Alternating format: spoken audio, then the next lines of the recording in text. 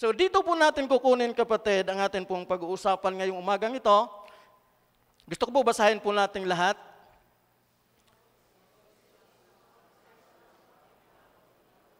Walang mabuti kundi ang Diyos. Bago po yung verse 18 na yan, mayroon pong verse 17. Mayroon pong isang mayaman na lumapit po sa ating Panginoon, lumuhod po siya, at ang tanong niya sa Panginoon, mabuting guro.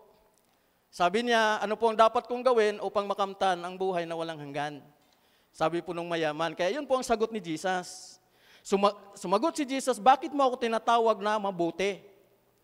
Walang mabuti kundi ang, nainiwala ba kayo doon? Walang mabuti kundi ang Diyos. Sundan pa natin. Yan. Siya ay kahit kanino'y hindi nagtatangi sa kanyang nilikha, ang pagtingin o pagkalinga niya ay malagi. Hindi siya nagtatangi. Kaya sa katabi mo, di ba? Kahit ayaw mo niyan, hindi siya nagtatangi, mabuti din siya sa kanya. Tama po ba? Now, tanong po kapatid, yung nawas out yung mga bahay sa Cebu, dun sa Gawi, mamumutawi kaya sa bibig po nila itong katagang mabuti ang Diyos? Doon sa nawala ng mga mahal sa buhay, nawala ng bahay, nawala ng ari-arian, mamumutawi kaya sa kanilang mga bibig na mabuti pa rin ang Diyos? Pwedeng mayon, pwede ding wala. Tama po ba?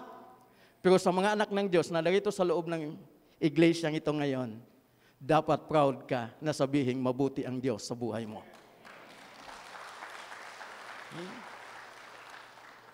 Why? Kasi po napakahalaga po yung pag-uusapan po natin ngayon. At dapat pag-agrihan po natin ito. God is good and all the time. Yan po ang pamagat po natin ngayong umagang ito. God is good all the time and all the time God is good. So lahat bang oras at panahon sa buhay po natin, along our journey, lahat ba ay okay? Lahat ba ay ayos? So ano pinapakita sa atin yung pamagat pa lang natin? Kahit mabutit, hindi mabuti ang kalagayan mo, may sakit ka't malusog ka, mayaman ka, wala kang pera, laging mabuti ang Diyos sa buhay mo. Huwag kayang sabi doon, hindi siya nagtatangi yung kabutihan ng Panginoon.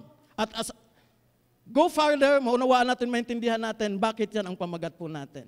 At dalangin ko, solve tayong lahat dyan. Ano man ang kalagayan mo ngayon, pagpasok mo dito, mabuti ang Diyos sa buhay mo. Ano man ang iniwanan mo, kalagayan doon sa iniwanan mo, mabuti pa rin ang Diyos sa buhay po nila. Tama po? Kaya napakahalaga yung bagay na yan. O, tingnan po natin ito, kung bakit sinabing maunawaan natin yan na mabuti talaga ang Panginoon. Ang sabi niya, madalas po natin pinag-usapan yan. Alam natin sa lahat ng bagay, sa lahat ba ng bagay? Lahat ba ng bagay okay, ayos? Hindi. Tama po.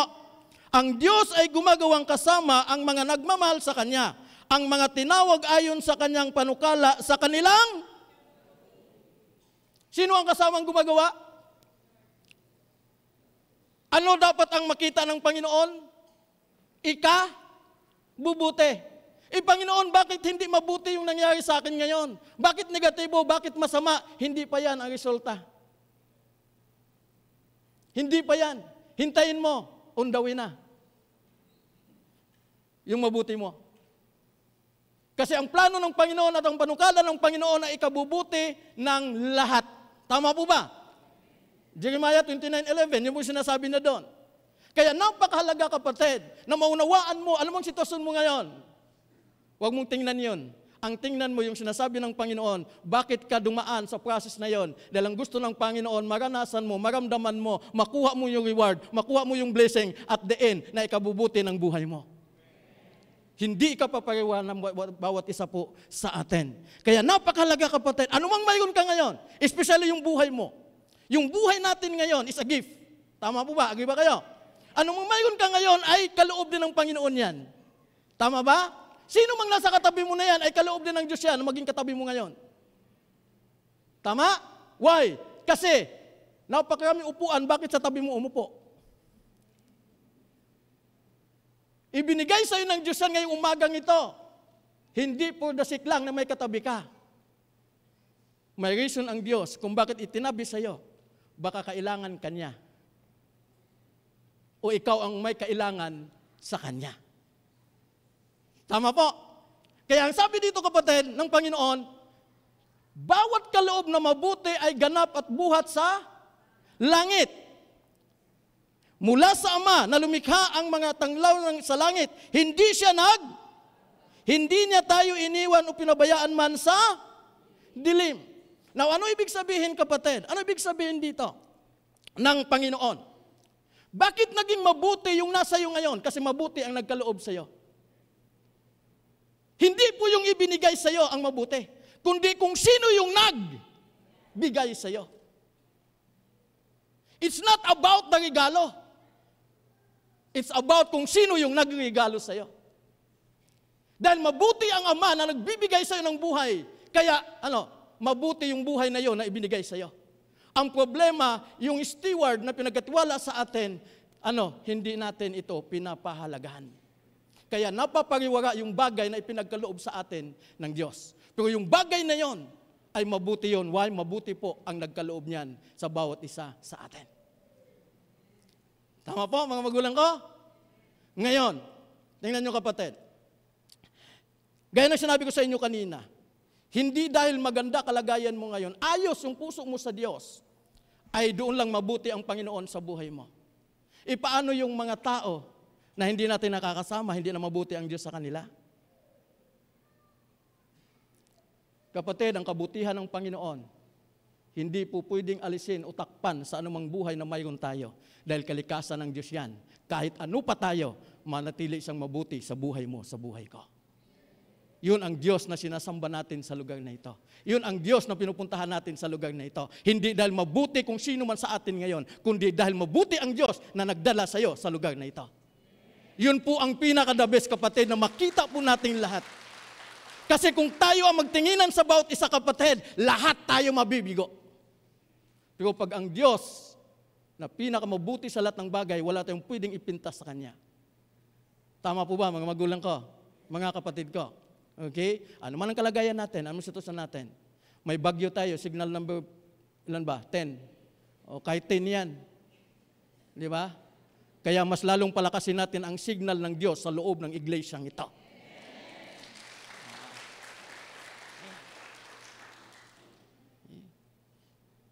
Probably yung iba sa inyo, alam na itong istorya na ito. Mayroon pong isang hari na mahilig po sa mga ngaso. Mga ngaso po sa yung hobby niya. Mayroon po siyang servant. Lagi po silang magkasama, may mga tropa po sila. At suting magkakasama po sila, ang bukang bibig po ng servant na ito ay, God is good all the time. Yun po yung bukang bibig niya, kahit saan sila magpunta, may huli sila at wala, ano man nangyayari, laging bukang bibig ng servant na ito, lalo na dun sa kanyang hari na, God is good all the time. Isang araw po, hindi po nakasama yung taong itong laging bukang bibig na God is good all the time. Nangangaso po yung hari sa tropa niya, kasama tropa niya. Sad to say, na-aksidente po yung hari. Nung na-aksidente po yung hari, inuwi po sa kanilang palasyo, duguan, okay? Duguan at putol yung daliri, naputol yung daliri. Pagdating niya, yun kagad ang bati niya. Mahal hari, God is good all the time. Nagtaka yung hari, ganito na nga nangyari sa akin, putol na, God is good pa rin all the time. Kaya sa galit ng hari, pinakulong niya yung servant. Pinakulong niya. Di nagpagaling po yung hari. Nung siya po ay gumaling na dahil habi nga niya mangangaso, tinawag uli yung tropa niya, nangangaso uli sila. Para po, sabi niya, para marami tayong mahuli, mas pupunta pa tayo doon sa lugar na hindi natin napuntahan. Napunta po sila sa isang lugar na kung saan doon po nagkukuta yung itong tinatawag nating mga kanibal. Okay? Napunta po sila doon. So ang ginawa po ng mga kanibal na ito ay hinuli po sila lahat, kinulong po sila. At nagkataon that week, doon sa kanibal ay mayroon po silang seremonya na ginagawa. Nag-aalay po sila ng buhay. Ngayon dahil nakakulong po sila, isa-isa na pong inalis yung mga kasama ng hari para ialay po. Namatay na po lahat. Di yung last na lang yung hari. Nung kinuha yung hari, hindi pala pwede sa kanilang seremonya na may damage ka sa katawan mo. Hindi ka tatanggapin. Kaya nung inusisa na po yung hari, putol. Sabi nung pinuno, ay hindi pwede yan. Hindi tatanggapin yan, kahit ialay natin yan. Kaya ang ginawa po ay, pinahirapan lang yung hari at pinalabas, pinaalis, pinauwi yung hari. Dahil hindi pwedeng ialay. Putol ang daliri. Pagdating po sa kanyang kaharian, unang-una po niyang hinana, pinuntahan ay yung kanyang servant na pinakulong niya. Sabi niya, palabasin mo yung servant ko na yon. Nung nagkita na po sila, bungad-angad ng servant, mahal na hari, God is good all the time. Alam niyo po ba kung ano nangyari nung hari? Sabi nung hari, servant, tama ka. God is good all the time. Bakit, servant, kahit pinakulong kita, sinasabi mo pa rin sa akin, God is good all the time. Kasi mahal na hari, pag hindi mo ako pinakulong, tiyak ngayon, patay na rin ako. Dahil tiyak, kasama mo ako dun sa nangangaso. Wala naman akong damage. Kaya tiyak ngayon, patay na rin ako. Kaya mahal na hari, God is good all the time. Sabihin mo sa katabi mo, God is good all the time. Diba? Ang tagal ng intro ko, Ang tagal. Hindi pa tayo pumasok eh. Nasa lobby pa lang tayo. Ang tagal pa papasok dito. Normally, natatapos siguro kayo mga 9? Ipalagay ko ngayon, bago mag-start yung 10, doon pa lang tayo matatapos. Okay lang ba? Wala namang mamaya na kayo pahinga. Okay? Kaya dito pa lang tayo papasok, kapatid. 3 katotohanan about God's goodness. Okay? Para talaga maunawaan natin, maintindihan natin, na totoo ba talagang good ang Panginoon? Na totoo ba talaga siyang mabuti? Una po, God's goodness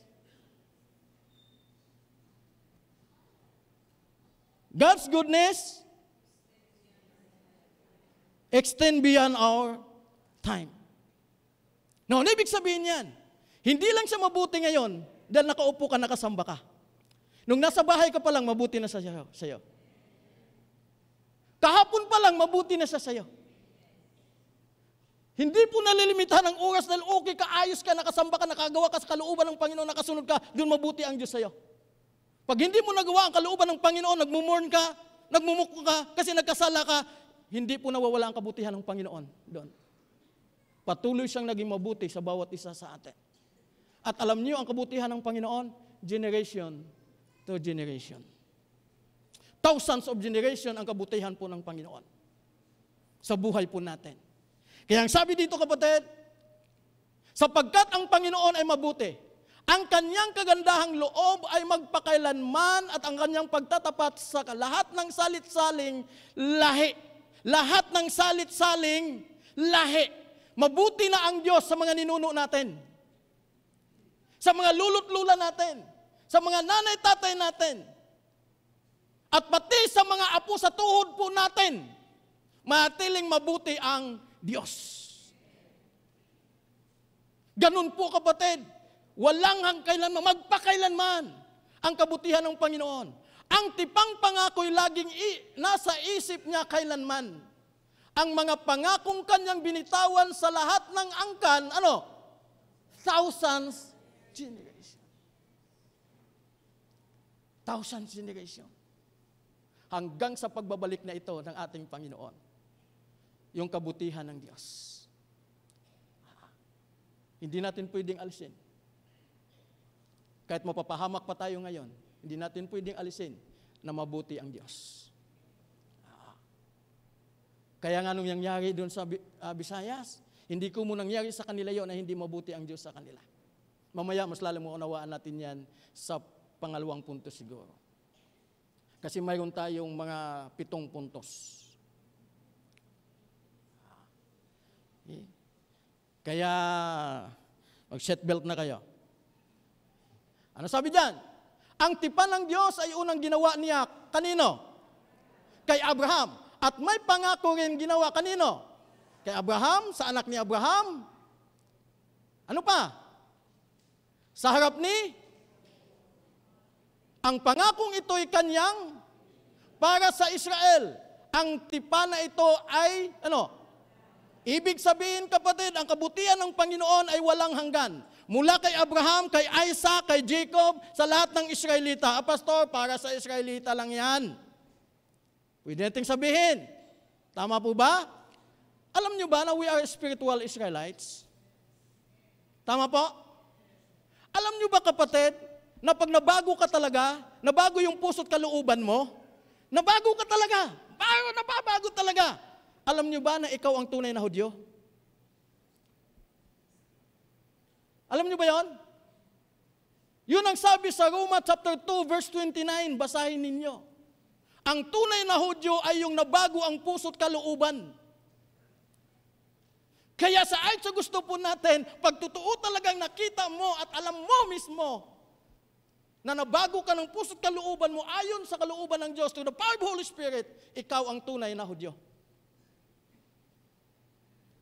Basahin nyo sa Roma chapter 2 verse 29. Doon po nakasulat yon.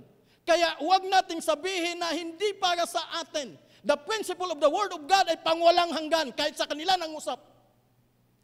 Kahit wala pa tayo nangusap ang Panginoon doon, but the principle of the Word of God ay until our generation today.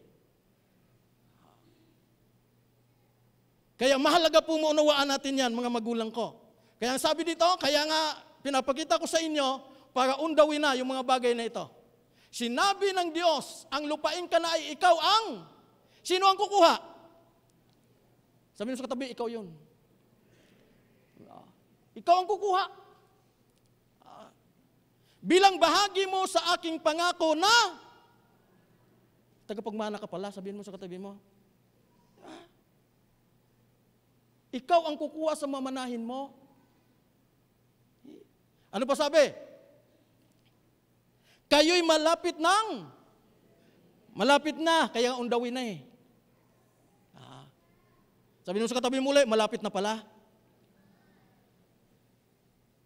Ni Yahweh sa lupaing ipinangako niya sa inyong mga ninunong sina Abraham, Isaac at Jacob. Maninirahan kayo sa malalaki at magagandang lungsod na hindi ninyo itinatayo. Ano pa? Yan. Titira kayo saan? Sa mga tahanang husto sa lahat ng bagay, ngunit hindi ninyo pinaghihirapan. Iinom kayo ng tubig na galing sa mga balong hindi ninyo hinukay. Mamimitas kayo sa mga ubasan at sa mga ulibong hindi ninyo tinatanim. Kung kayo'y naroon na at nanagana sa lahat ng bagay. May paalala ang Panginoon dito. Kung naranasan mo na ngayon at yung iba hindi pa, ito'y paalala ng Diyos sa bawat isa sa atin. Sa verse 12, huwag ninyong na nag-alis sa inyo sa saan? Ganon kabuti ang Panginoon. Why? Kakain ka na lang sa hindi mo itinatanim. Aani ka na lang sa hindi mo tinatanim. Titira ka na lang sa hindi ikaw nagtatayo. Why? Gusto ng Panginoon, alisin tayo sa bansang Ehipto. Ano yung Ehipto natin bilang mga anak ng Diyos? Aalisin tayo lahat ng Diyos sa magulong mundo, sa makasalanang mundo, sa mundong hindi tayo nauunawaan, sa mundo na naging dahilan kung bakit tayo kuminsan nahahawaan, kuminsan nadudumihan, namamansahan bilang mga anak ng Panginoon. At the only way na ma-separate tayo sa kanila kung ang Diyos na mismo ang mag-alis sa atin sa bansang Ehipto. Which is, ito yung mundo na ito, na contaminated na sa lahat ng bagay na masama, sa lahat ng mga bagay na hindi ayon sa kalooban ng Panginoon. Aalisin tayo ng Panginoon sa bagay na yan. At malapit na po yan. O sino gustong mauna? Wala, di ba?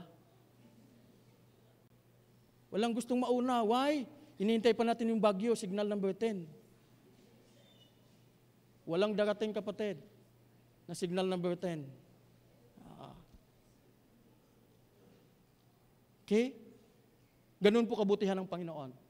Mula sa iyo hanggang sa apo sa tuhod mo, apo sa bakong-bakong mo, apo sa talampakan mo, apo sa dulo ng daliri mo. Ano pa? Apo sa, sana? Wala na, di ba? Apo sa kulugo mo. Patuloy maging mabuti ang Diyos sa buhay po nila. Kahit wala na po tayo, manatiling mabuti ang Diyos sa ating mga iiwanang generation.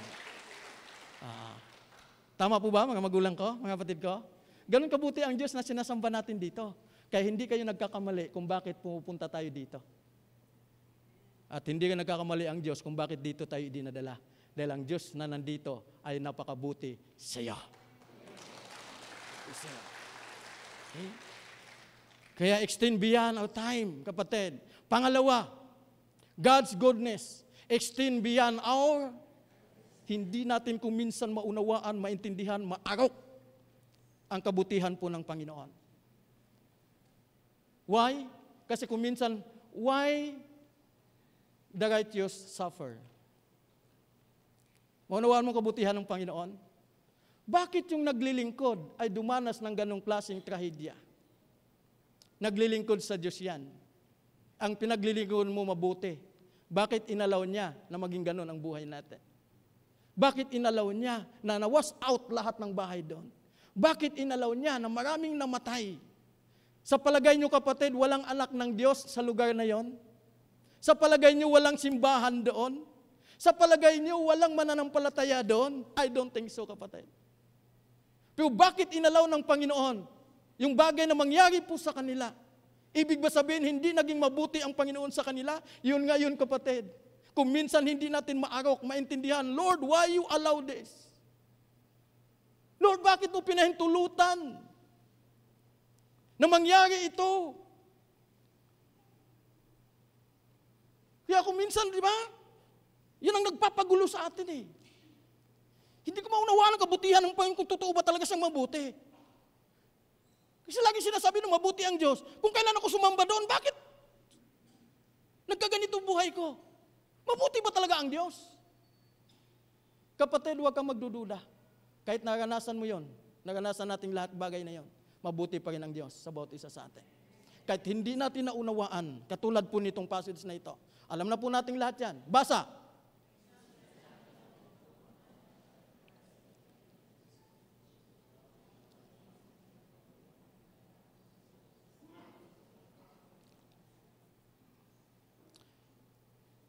Mismong ang Diyos ang nag-recommend kay Job. Kung sino si Job. Mabuting tao. Malinis. Nasa kanya na lahat. May takot siya sa Diyos. Hindi gumagawa ng mabuti. O hindi gumagawa ng masama. Sorry.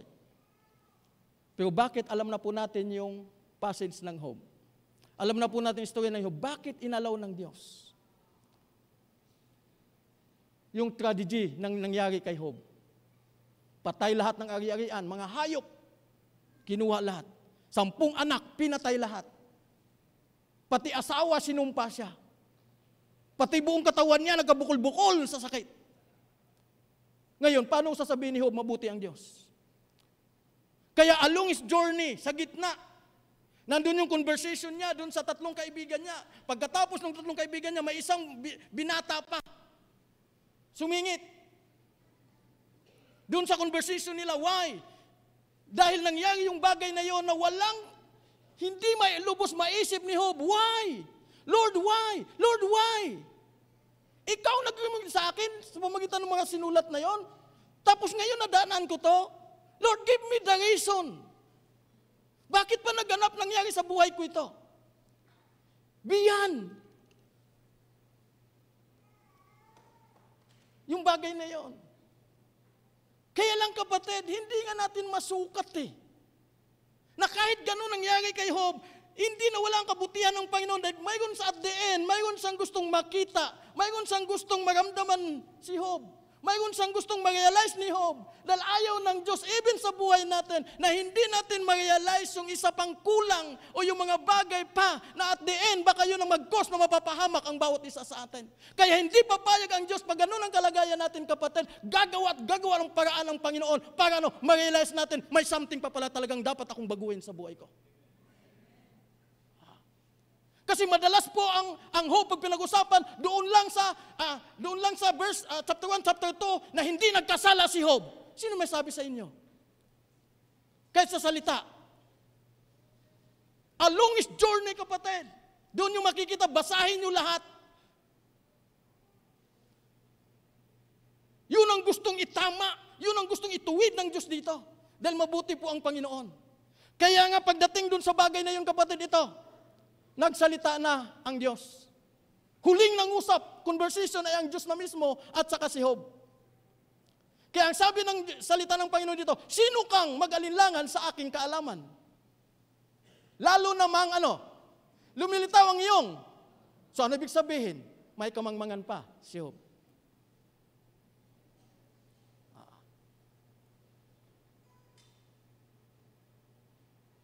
Kaya sa buhay natin kung bakit may pinahintulot ang Panginoon. Actually, Panagoy chapter 3, verse 37, walang anumang mangyayari sa buhay natin na hindi sa kapintulutan ng Diyos. Pero pagdating sa verse 38, yung masama at mabuti, nasa kamay ng Panginoon. Ano ibig sabihin? He is still in control anumang nangyayari sa buhay natin ngayon. Siya pa rin ang may control niyan. Kaya nga dyan kahit demonyo kaya niyang kontrolin. Kalikasan kaya niyang kontrolin. Lahat ng bagay kaya niyang kontrolin. Kaya ang sabi diyan, tuloy natin, tumindig ka ngayon at sabihin mo sa lalaki, magpakalalaki ka. Tumindig ka ngayon, huwag kang magmukmok sa tabi. Na misrepresent mo ako, pag ganyan ang ugali mo, pag ganyan ang attitude mo, pag ganyan ang action mo, misrepresent mo kung sino ang Diyos mo talaga. Kaya ang sabi ng Diyos, magpakalalaki ka. Magpakababae ka. Magpakalalaki ka na may Diyos. Magpakababae ka na may Diyos. Kaya sabi ng Panginoon, tanong ko'y sagutin, ikaw ang magsabi. Sabi ng Diyos. O ito pa, ikaw ba ay tao na nang gawin ko ang mundo? Definitely, hindi pa. Kung may nalalaman ka, lahat ay sabihin mo. Sino ang nagpasya tungkol sa lawak nito? Sino ang sumukat? Iya'y di kaila sa iyo. Sino ang may hawak ng bundasyon ng mundo? Sino ang naglagay ng mga panukalang bato? Ito po sagot ni Job sa kanya. Pero bago po yan, kapatid, kaya sinabi ng Diyos yun, para matauhan po. Sino? Si Job. Oo nga, Kasi akala natin kung minsan alam na natin Kung minsan alam na natin lahat at yun ang nagkukos na tayo ay umabang. Yun ang nagkukos na tayo ay nagmamalaki. Alam ko na nga yan Alam ko na yan. Kaya yung acne na yan, pinapapahamak talaga yan, lahat ng Kristiyano Alam niyo ba yung salitang acne? Alam ko na yan. Kaya yung mga Kristiyanong acne, ang attitude, hindi lalago yan. Ako na pong nagsabi sa inyo. Hindi lumalago ang tao na mayroong sakit na acne. May nagsabi, alam ko na yan. May nag-share, alam ko na yan. May nagturo, alam ko na yan. Kaya walang puwang. Kaya hindi lalago. May alam ka, pero hugkang. May alam ka, pero yung alam mo, kamangmangan sa harapan ng Diyos. Kaya ang sabi ng Panginoon dito, nung nag-encounter na po sila, sinong nagsasalita ng walang nalalaman? Kaya ako ay humatol ng walang sabi ng Diyos, katuturan, na hindi ko alam ang lahat ng mga bagay. Alam ng Diyos ang lahat ng bagay. Alam ng Diyos ang nangyayari sa buhay mo ngayon. Nalugi ka, nasunugan ka, namatayan ka, nangihina ka, nanlulupaypay ka, mali ang relasyon mo, ano man yung mga bagay na mayroon ka sa buhay mo, alam tiyak ng Diyos yan, 100%.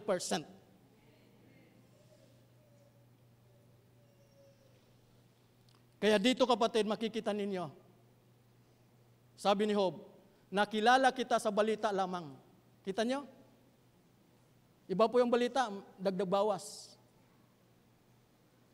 Pwedeng nakilala nyo rin ako sa balita lang. Baka may dagdag bawas na rin. Ngunit ngayon, akin nang namasdan. Personal. Kaya ako, sabi ni Job? Nagsisinang at ang sarili ko'y aking itinakwil. O, tingnan nyo kapatid. Pag ginamit mo yung word na nagsisisi, may pagkukulang ka, may masama kang nagawa, may kasalanan ka. Ngayon, sabihin nyo sa akin, hindi nagkasala si Job. Hindi nagkamali si Job. Kasi madalas po narinig natin sa preaching yung chapter 1, chapter 2 lang, na hindi nagkasala si Job. Kaya ako'y nagsisisi ng buong kataimtim at ang sarili ko'y aking itinatakwil. Yung kalooban ko ngayon, yung alam ko ngayon, yung pinaglalaban ko ngayon, itatakwil ko na. Kamangmangan pala lahat yon sa harapan ng Diyos. Kaya nga yung ginawa ni Job to, nung nakita ng Panginoon, ano nangyari? Ang mga huling araw ni Job, kaya undawin na yung para sa atin. Higit na pinagpala at yung gusto ng Panginoon maganasan natin. Kapatid, why dinadaan tayo ng Panginoon sa process na ito, malagpasan natin, ma-overcome natin, dahil pagdating natin dito, nandun na po yung pagpapala na gusto ng Panginoon maranasan natin, ma-enjoy natin. Dinubli pa ng Panginoon yung kinuha ng kaaway, dinubli ng Panginoon. Kaya kung anumang mayong nawala sa inyo, pwedeng dublihin ng Diyos yan at the end, mapagtagumpayan mo lang. At doon mo makikita ngayon, Lord, totoo talagang mabuti ka. Nagkaanak pa si Job ng 7 lalaki at 3 babae. At ito, kaya napakabuti talaga ng Panginoon. Sa buong lupain ay wala silang katulad na sa pinamanahan din niya sila, tulad ng mga anak na lalaki. So ano ibig sabihin doon, kapatid? Kaya pala pinatay mga pangit pala eh. Kaya pala idinaan ng Diyos sa puseso eh. Mga pangit pala eh, mga payat pala yung mga hayop, at mga pangit pala yung anak ni Job eh. Kaya gusto ng Panginoon maranasan, anak, ginawa kitang fearfully, wonderfully made. Kaya gusto ko ang ibibigay ko sa inyo din ay yung pinakamabuti, yung pinaka mga magaganda.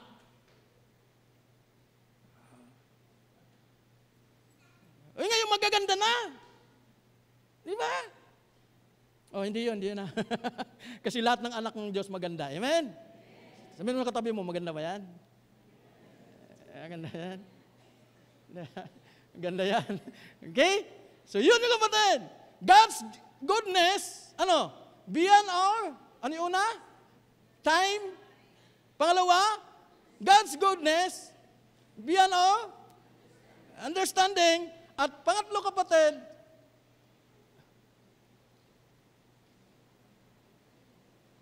yan. Ay, hindi pa pala. It's okay. Okay. Ito pa patungkol ni kay Joseph. Alam po natin yung story ni Joseph. Tama po ba? Pati yung tatay niya, mga kapatid niya, galit sa kanya. Kaya ang gusto ng mga kapatid na ito, patayin si Joseph. At inihulog sa balon. Hinango, bininta ng 2 beses. Napunta sa bahay ni Potiphar, napagkamalan, na manggagasa. Pagkatapos noon, anong nangyari kay Joseph? Kinulong. At pagkatapos makulong, nakalimutan ng 1 taon o 2 taon doon sa kanyang inuhulaan. Nakalimutan. Sa malit sabi, nakawala. Dahil hinulaan yung hari. At alam na po natin, Joseph is in a second command in doon po sa Egypt. Tama? Siya po ngayon naging gobernador, second in command siya sa hari. Nakita po natin yan.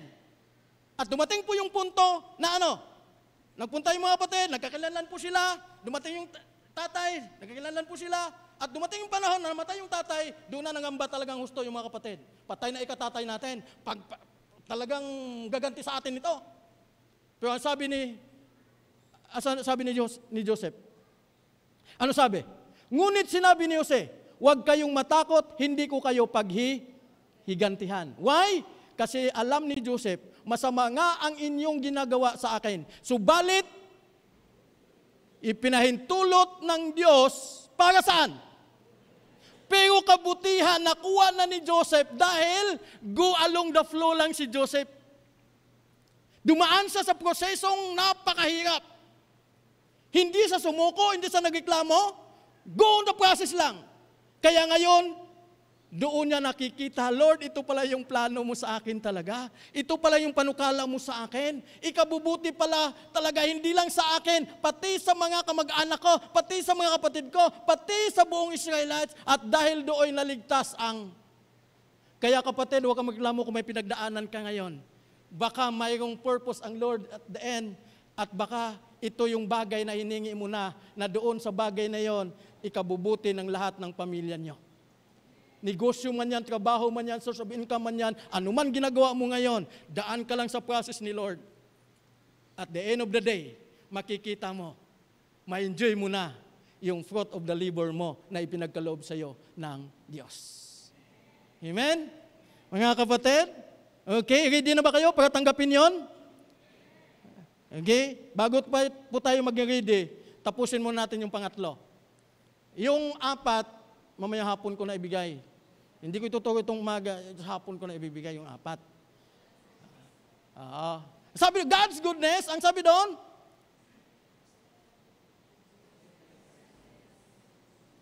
yan. God's goodness extend beyond our sin. Diba? Paano nangyayari yun? Kaya sabi ko sa inyo kanina, ano man kalagayan ng buhay ng bawat isa sa atin, ang kabutihan ng Panginoon, ang nagdadala ng kanyang paghahabang, pag-aawa sa atin, ng kanyang pagmamahal sa atin, yung katapatan niya sa akin, dahil totoong mabuti ang Diyos. Kahit ba tayo'y makasalanan, tayo yung nagpapako doon eh.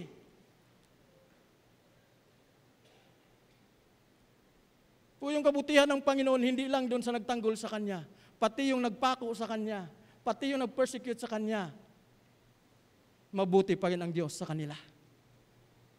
Beyond our sin. Sino ba dito hindi nagkakasala? Lahat tayo, tama? At ipinadama sa atin. Until now, lahat tayo nagkakamalit, nagkakasala pa rin. At probably nga, lahat ng pumapasok dito ngayon, lahatin ko na para walang ma-exclusive. Lahat tayo, baka may tinatago tayo sa puso natin na unforgiveness. Na mayroon pa tayong sama ng loob, inggit, galit, puot sa puso natin. And yet, nasa loob tayo ng church. Kaya sabi ng Panginoon, hindi indikasyon anak, hindi batayan anak, hindi lisensya anak, na ang tao ay makita mo sa church ay totoo na siyang anak ng Diyos. Madaling pumasok, wala namang gwardiya doon eh. X-ray yung puso mo, may tampo ka, doon ka sa labas, hindi ka pwedeng pumasok. Wala, kapatid. Kaya sa kabila ng ating makasalanang pagkatao na ito, ang kabutihan ng Panginoon ay nasa bawat isa sa atin. Willing pa rin niya tayong tanggapin. Open hands. At doon niya ipinapakita para ma-realize natin at magbago tayo doon sa mga bagay na yon. Ang sabi sa Romans chapter 2 verse 4, inahamak mo ang Diyos sapagkat siya'y napakabuti, mapagpigil at mapagpawanhin. Hindi mo ba alam na binibigyan kanya ng pagkakataong magsisi at magbagong buhay, kaya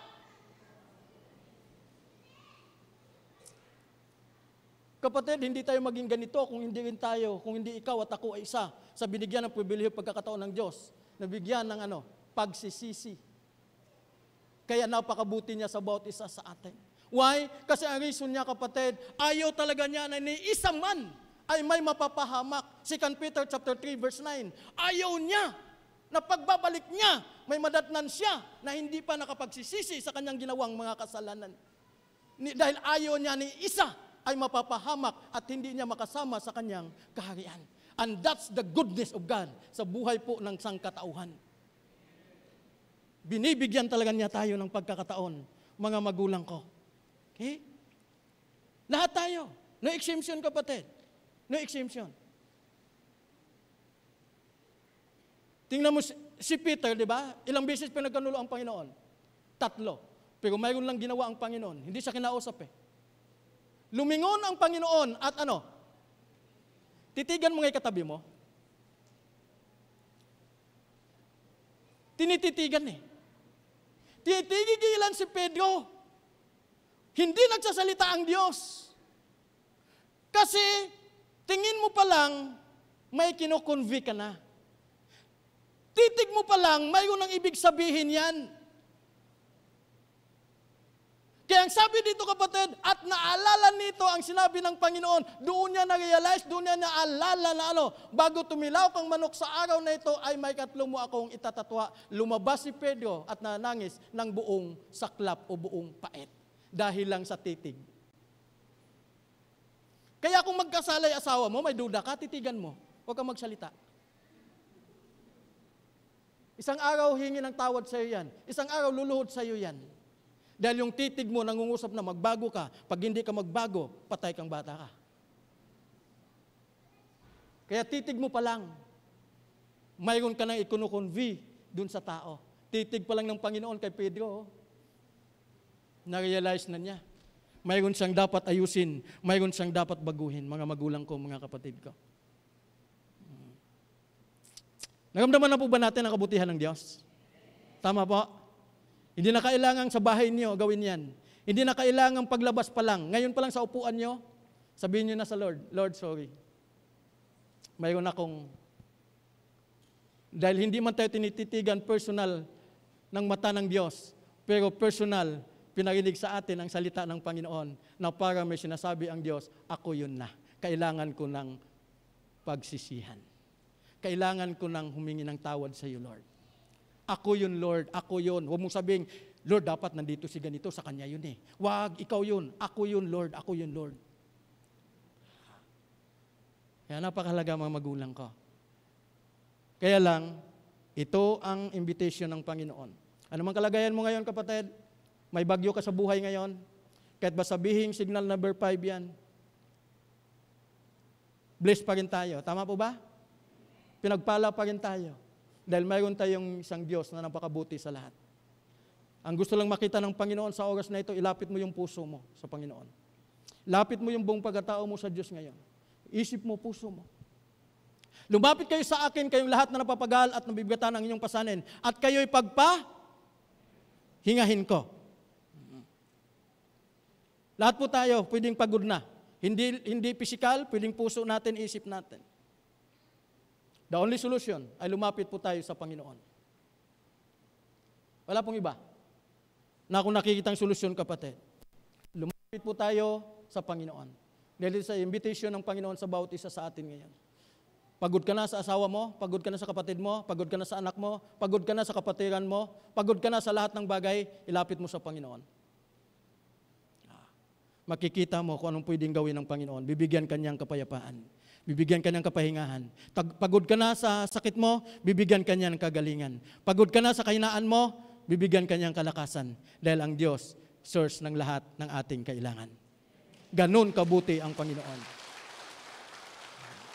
Kaya yung kanina, sabi natin kanina, hallelujah, hallelujah. Alam niyo ba ibig sabihin ng hallelujah? The highest praise. Pag sinabing hallelujah. Sa Panginoon. Just the highest phrase na pwede nating magawa sa Panginoon.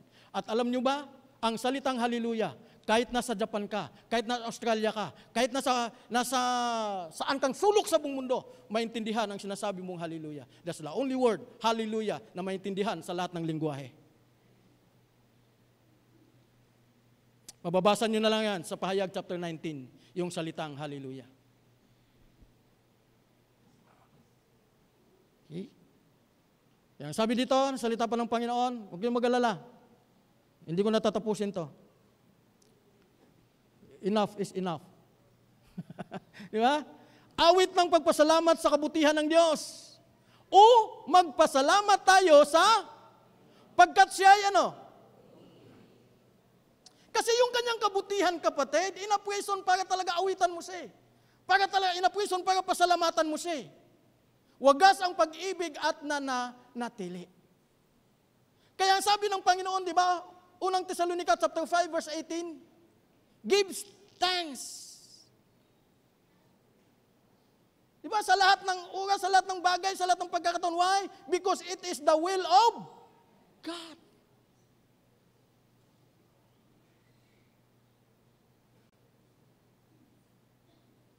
Kaya dapat kapatid, kahit ano man dadanasin natin sa buhay, hindi po dapat mawala ang papasalamat sa Panginoon. Dahil ayon sa gusto ninyo, mabuti talaga ang Diyos. 100%. Kaya nga pag tinatanong kayo, oh, kumusta na kapatid? Kumusta sister? Ito, baon na baon. Ito, okay lang.